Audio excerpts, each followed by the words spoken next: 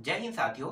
ये संविधान का पहला वीडियो है और इस वीडियो में मैं आप लोगों को संविधान के भाग एक में दिया हुआ है संघ और उसका राज्य क्षेत्र दिया हुआ है। इसके अंदर 4 अनुच्छेद आते हैं और इन चारों अनुच्छेदों के बारे में आपको बहुत ही बारीकी से मैं बताने वाला हूं। तो चलो शुरू करते हैं।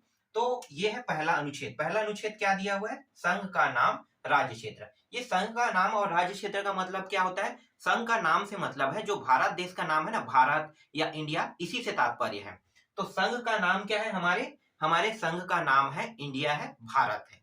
पहला अनुच्छेद। अगर आपसे पूछता है कोई प्रश्न कि संघ का नाम, राज्य क्षेत्र का मतलब क्या है, तो संघ का नाम मतलब भारत से है। ठीक है, मतलब भारत या इंडिया से है, इसका तात्पर्य। ये पहला अनुच्छेद का अर्थ है। दूसरा अनुच्छेद में आते हैं। नए राज्य का प्रवेश या स्थापना।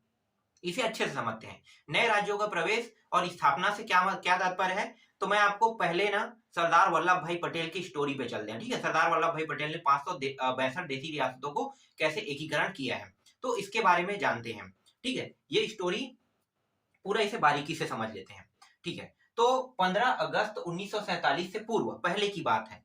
15 अगस्त 1947 से पहले सरदार वल्लभ भाई पटेल और इसके साथ एक व्यक्ति और था, पीवी मेनन, जिसे लोग नहीं जानते हैं। नहीं जानते हो इसीलिए आपका प्रश्न गलत हो जाता है। ठीक है, कई बार सरदार वल्लभ भाई पटेल का नाम ना दिया होकर वहां पे दे दिया जाएगा पीवी मेनन का नाम। तो आपको याद रखना है, पीवी मेनन का नाम याद रखना है, क्योंकि सरदार वल्लभ भाई पटेल और पीवी मेनन दोनों ने मिलकर 562 देशी रियासतों को एकीकरण किया है। अब कुछ ऐसे रियासतें हैं जो छूट गया था, जैसे कि ये कश्मीर, ठीक है, यहाँ पे है जूनागढ़, और एक है यहाँ पे तेलंगाना राज्य की राजधानी, ठीक है, हैदराबाद। ये तीन रियासतों को छोड़कर, कश्मीर, हैदराबाद और जूनागढ़, इन तीनों रियासतों को छोड़कर बाकी जितने भी रियासत है, 562 रियासतों को उन्होंने एकीकरण कर लिया है। ठीक है, कौन कौन दो व्यक्ति है? एक सरदार वल्लभ भाई पटेल और एक है पीवी मेनन। ठीक है, अब ये कश्मीर राज्य भारत का हिस्सा कैसे बना होगा? तो भारत का हिस्सा, यहाँ पे पहले राजा हुआ करता था हरी सिंह। ठीक है, हरी सिंह नाम का राजा हुआ करता था। 14 अगस्त को पाकिस्तान आजाद हुआ और 15 अगस्त को भारत आजाद हुआ। 14 अगस्त के जब पाकिस्तान आजाद हुआ, उसके बाद क्या हुआ कि कश्मीर जो है ना, आधा कश्मीर, ठीक है, यहाँ पे जो कश्मीर है उन्होंने आधा को कब्जा किया है। तो ये कैसे हुआ होगा? तो मैं आपको बताता हूँ पूरा स्टोरी। पाकिस्तान की मांग थी कि कश्मीर भी पाकिस्तान का हिस्सा हो। ठीक है, पाकिस्तान का हिस्सा हो, लेकिन पाकिस्तान को कश्मीर नहीं मिला। तो पाकिस्तानियों ने क्या किया कि कश्मीर पे भी कब्जा करने की कोशिश किया, और राजा कौन थे? हरी सिंह थे। ठीक है, ये भारत का हिस्सा नहीं था। भारत का हिस्सा कैसे बना ये मैं बता रहा हूं। तो इन्होंने रातों रात, ठीक है, रातों रात इन्होंने कश्मीर पे कब्जा करने के लिए यहाँ पे युद्ध छेड़ दिया, और उस समय राजा थे हरी सिंह। हरी सिंह ने भी रातों रात, इन्होंने भी क्या किया, सरदार वल्लभ भाई पटेल से मिला, और सरदार वल्लभ भाई पटेल से मिलकर, क्योंकि अगर ये इससे नहीं मिलता सरदार वल्लभ भाई पटेल से, तो ये कश्मीर जो है ना, ये पूरा पाकिस्तान कब्जा कर लेता। तो हरी सिंह ने रातों रात सरदार वल्लभ भाई पटेल से मुलाकात किया, और रातों रात मुलाकात करने के बाद ये जो कश्मीर है ये भारत का हिस्सा बन गया। तो भारत का हिस्सा कब बना? ये बना अक्टूबर 1947 में भारत का हिस्सा बन गया। ठीक है, इस तरह से ये रियासतें भी भारत के अंदर आ गया। इसके बाद ये जो जूनागढ़ है ये 1948 में भारत का हिस्सा बना, और ये हैदराबाद है ये भी 1948 में भारत का हिस्सा बना। तो ये जो तीनों देशी रियासतें हैं ना, ये तीनों देशी रियासतें भी भारत के हिस्से में आ गया। अब पुर्तगाली उपनिवेश भी है और फ्रांसीसी उपनिवेश भी है। तो पुर्तगाली उपनिवेश कौन सा है और फ्रांसीसी उपनिवेश कौन सा है? तो यहाँ पे, ठीक है, यहाँ पे एक है फ्रांसीसी उपनिवेश जिसका नाम है पुद्दुचेरी। वर्तमान में हम उसे पुद्दुचेरी के नाम से जानते हैं। तो पुद्दुचेरी जो है ना, पहले फ्रांसीसी उपनिवेश था, और फ्रांसीसियों से 1954 में इसे आजाद करके इसे 1954 में भारत का हिस्सा बना लिया गया। इसी तरह से यहाँ पे है, जैसे कि जूनागढ़ यहाँ पे पड़ रहा है, तो ठीक है, यहाँ पे दीव है, दीव, ठीक है, दीव नहीं, दीव है, दीव, और यहाँ पे है दमन। ठीक है, दमन द्वीप। तो दमन और दीव और यहाँ पे है दादर और नागर हवेली। तो दादर नागर हवेली ये पुर्तगाली उपनिवेश था। तो पुर्तगाली उपनिवेश ये था, तो ये भी 1954 में आजाद हो गया और ये भी भारत का हिस्सा बना। ठीक है, इसके बाद दमन द्वीप और यहाँ पे है गोवा राज्य। ठीक है, दमन द्वीप और ये दोनों 1954 वाला है ना, ये 1954 और ये भी 1954 में आजाद हुआ। इसके बाद दमन द्वीप, हाँ दमन द्वीप और है यहाँ पे गोवा है।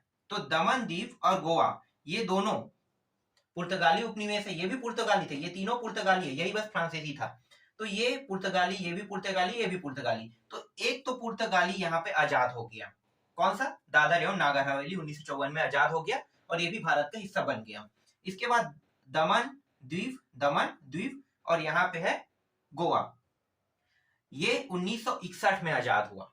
ठीक है, कब, 1961 में,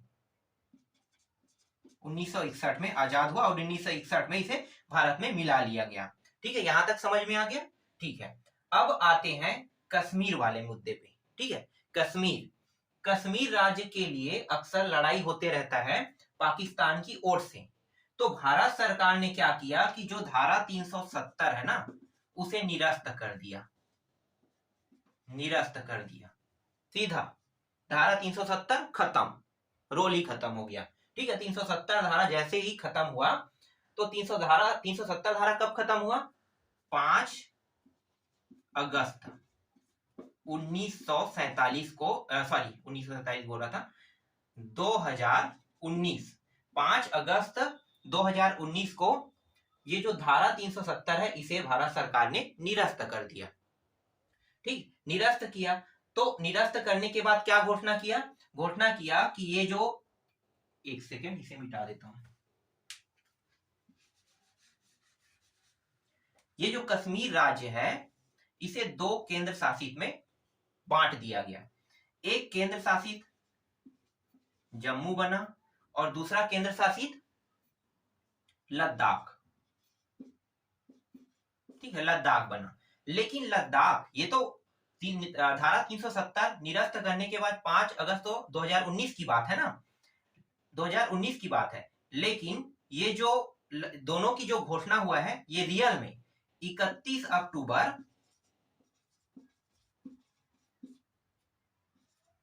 2019 को ये दोनों केंद्र शासित के रूप में दर्जा प्राप्त किया। ठीक है, यहां तक समझ में आ गया।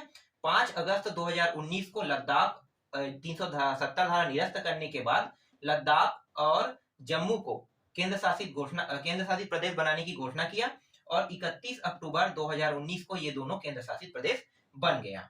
ठीक है, इसके बाद क्या हुआ, जो बाकी केंद्र शासित प्रदेश है ना, इनमें से 2 केंद्र शासित को मर्ज कर दिया। ये दोनों देखो, ये वाला जो हिस्सा है इसको देख लेते हैं, दमन द्वीप और यहाँ पे दादर एवं नागर हवेली। ठीक है, ये है, क्या है, दादर एवं नागर हवेली। ठीक है, दादर एवं नागर हवेली। तो दमन द्वीप एक होता है, ये दोनों एक ही है। ठीक है, दादर एवं नागर हवेली एक है। तो ये जो दमन द्वीप और दादर एवं नागर हवेली दोनों को मिला दिया गया, प्लस कर दिया, दोनों को मिला दिया।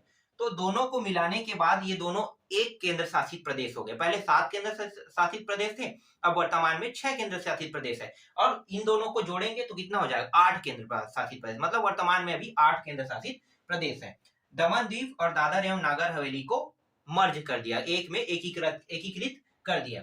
तो एकीकृत किया गया 26 जनवरी 2020 को। ठीक है, 26 जनवरी 2020 को दमन द्वीप और दादर एवं नागर हवेली दोनों को एकीकृत कर दिया। ठीक है, यहां तक आपको समझ में आ गया।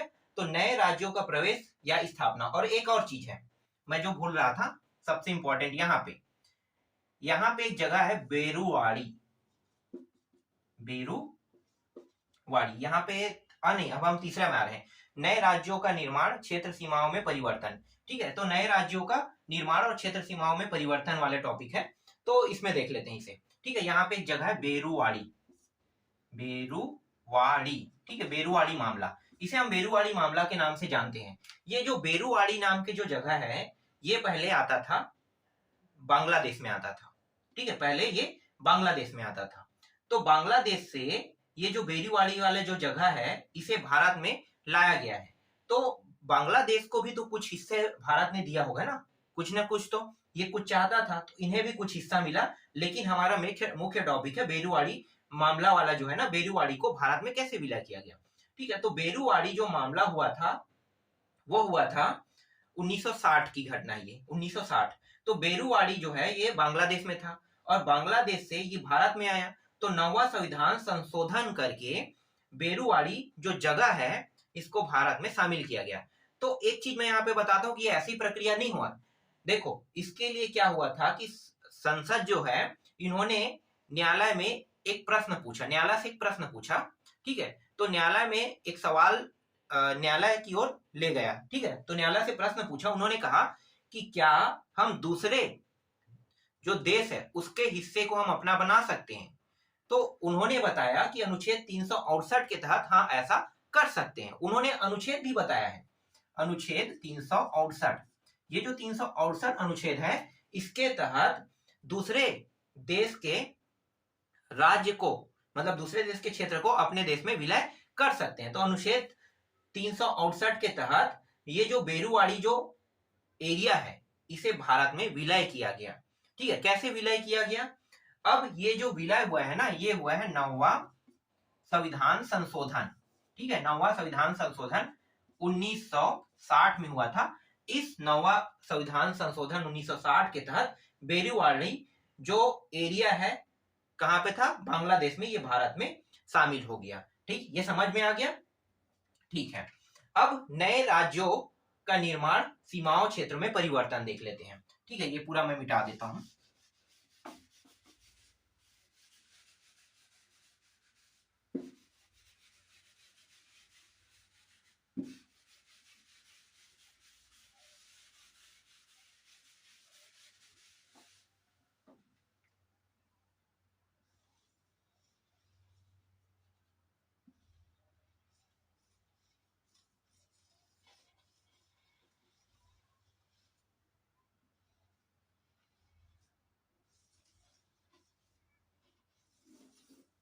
ठीक है, ऐसा भारत का नक्शा बना लेते हैं। बहुत देखो, बहुत कम समय में भारत का नक्शा बनाया जा सकता है।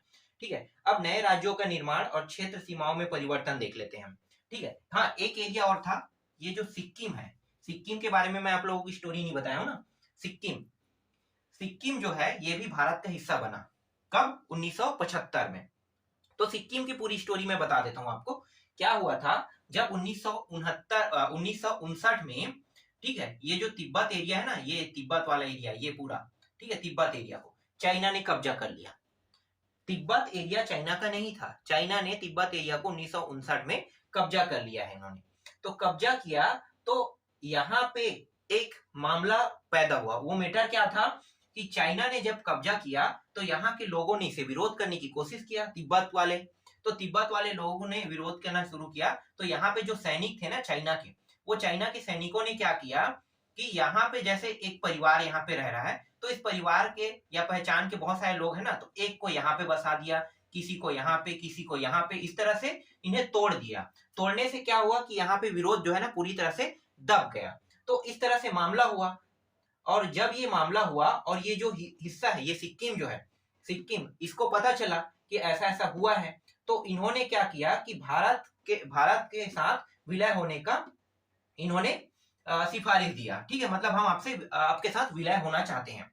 तो भारत, इन्होंने भी प्रश्न यही किया। ठीक है, विलय होने से पहले इन्होंने प्रश्न किया कि कहीं आप भी तो जैसे चाइना ने किया है कि एक को यहाँ पे, किसी को यहाँ पे, किसी को यहाँ पे बसा रहे हैं, वैसा आप भी करोगे क्या। तो भारत की ओर से जवाब आया कि नहीं, जो भारत के संविधान में लिखा हुआ है और जो भारत के लोगों को जो नागरिकता मिलता है वही चीज हम आपको देंगे, कहा। उसके बाद ये जो सिक्किम एरिया है ये भारत का हिस्सा बन गया। ठीक है, ये 1975 में भारत का हिस्सा बना 36वां संविधान संशोधन के तहत। तो 36वां संविधान संशोधन जो हुआ था वो सिक्किम के लिए हुआ था, मतलब सिक्किम के लिए हुआ था, और 1975 में ये सिक्किम जो है वो भारत का हिस्सा बन गया। ठीक, यहां तक समझ में आ गया। ठीक है, मुख्य बातें और कुछ है क्या, मुझे लगता है खत्म हो चुका है। हाँ, और है, आगे देख लेते हैं। 2 राज्य और है। ठीक है, यहाँ पे जो दमन वाला जो एरिया था और यहाँ पे गोवा था। ठीक है, गोवा और दमन, तो ये 56वां संविधान संशोधन के तहत ये जो दमन द्वीप है और ये जो गोवा है, इन्हें राज्य का दर्जा दिया गया। ठीक है, किसका दर्जा दिया गया? राज्य का, सॉरी राज्य का नहीं, इसे केंद्र शासित का दर्जा दिया और इसे राज्य का दर्जा दिया। ठीक है, ये दोनों पुर्तगाली उपनिवेश थे, पता है ना, मैंने आपको क्या बताया, पुर्तगाली उपनिवेश। तो ये भी पुर्तगाली उपनिवेश था, ये भी पुर्तगाली उपनिवेश था। 1961 में इसको एकीकृत किया गया, लेकिन इसको केंद्र शासित प्रदेश नाम दे दिया और इसको ना राज्य जो है, इसको गोवा को राज्य का दर्जा दे दिया। और ये हुआ था 1987 में। 1987 में 56वां संविधान संशोधन हुआ, जिसमें दमन द्वीप को केंद्र शासित और राज्य, और यहाँ पे जो गोवा है इसको राज्य का दर्जा दिया। फिर 59वां संविधान संशोधन हुआ। 59वां संविधान संशोधन में दिल्ली को केंद्र शासित प्रदेश से पूर्ण, ठीक है, केंद्र शासित प्रदेश का दर्जा इसको मिल गया। ये दिल्ली है, दिल्ली को भी केंद्र शासित प्रदेश का दर्जा मिल गया। ठीक है, यहां तक क्लियर हो गया। ठीक है, अब मुख्य चीज क्या है? नए राज्यों का निर्माण और क्षेत्र सीमाओं में परिवर्तन कह रहा है। ठीक है, तो नए राज्यों का निर्माण देख लेते हैं।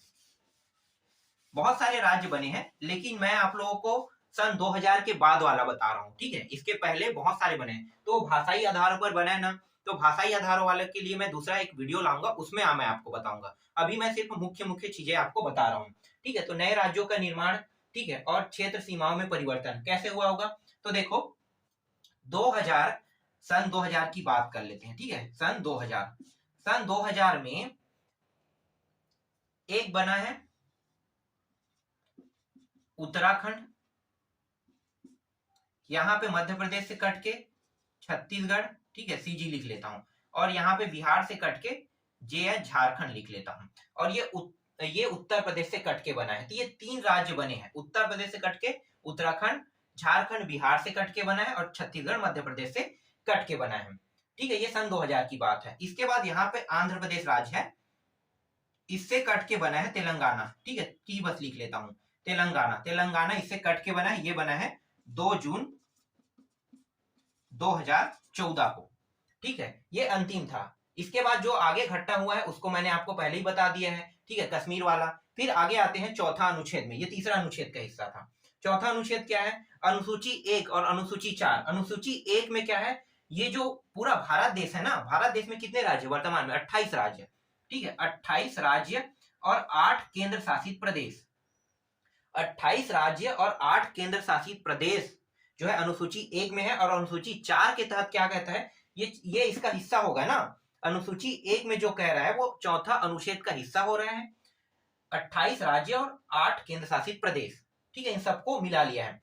इसके बाद अनुसूची 4 कह रहा है राज्यसभा में सीटों का आवंटन को भी लिया गया है। ठीक है, अनुसूची 4 में राज्यसभा